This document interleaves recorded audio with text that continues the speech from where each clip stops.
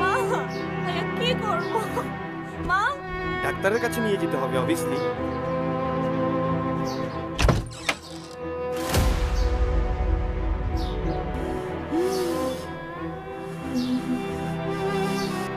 মাগো, মা, ও মাগো, আমাদের কথা একটু ভাব। তোর এই ছোট বোনের কথা একটু ভাব। এই পরিবারের মান সম্মানের কথা একটু ভাব মা। আমি এভাবে বাঁচতে পারবো না। হয়তো আমাকে প্রতিবাদ করতে দাও, নাহলে একেবারে মরে যেতে দাও। তুমি যা বলছো একদম ঠিক, কিন্তু সিচুয়েশনটা যে আমাদের হাতে নেই। তুমি প্লিজ এমন কিছু করো না যাতে আমাদের সবার স্বপ্নগুলো ভেঙে যায়। তুমি ভালো করে জানো ওরা কতটুকু ক্ষমতাবান। আমরা ওদের ক্ষমতার সামনে দাঁড়াতে পারবো না। ওদের ক্ষমতার উৎস কোথায়? আমাদের নীরবতায়। আমরা নীরব থাকি দেখে ওরা সবকিছু গ্র্যান্টেড হিসাবে নিয়ে নেয়। আজকে যদি আমি চুপ থাকি, তাহলে কালকে আমার বোনের সাথেও সেম হতে পারে। ঠিক আছে, আমি তোমার সাথে অ্যাগ্রি করছি, কিন্তু কনসিকোয়েন্সের কথা ভাবো প্লিজ। কোন কনসিকুয়েন্সের কথা বলছো? এই ধরো পাড়া মহল্লা, তুমি যেখানেই যাবে মানুষ তোমার দিকে বাঁকা চোখে তাকাবে। সোসাইটিতে তোমার কোনো ভ্যালু থাকবে না।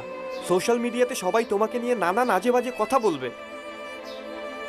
আর মোরওভার হয়তো মা আমাদের বিয়েটা ভেঙে দিতে পারে।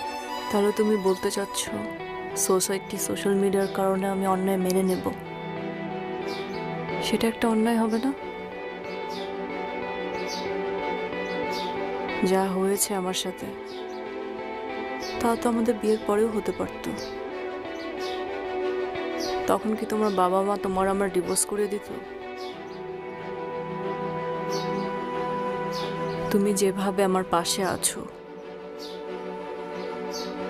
এই সমাজে কোনো ছেলে থাকতো না।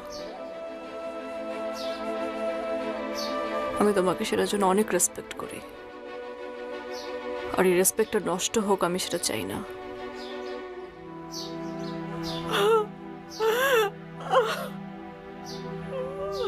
আন্টি আমি দেখছি।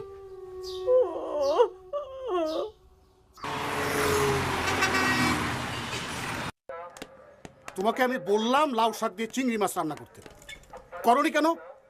হ্যাঁ, স্যার, এজন্যই বলে মায়ের হাতের রান্না বউকে দিয়ে হবে না। স্যার, সারাদিন তো থাকো শুধু মেকআপ আর টিকটক নিয়ে, আর স্বামীর টাকা কিভাবে নষ্ট করা যায় সেই ধান্দায় থাকো। এই শোনো, গতকাল কিন্তু তোমাকে 50,000 টাকা দিয়েছি। স্যার এই মাসে আর কোনো টাকা দিতে পারবো না।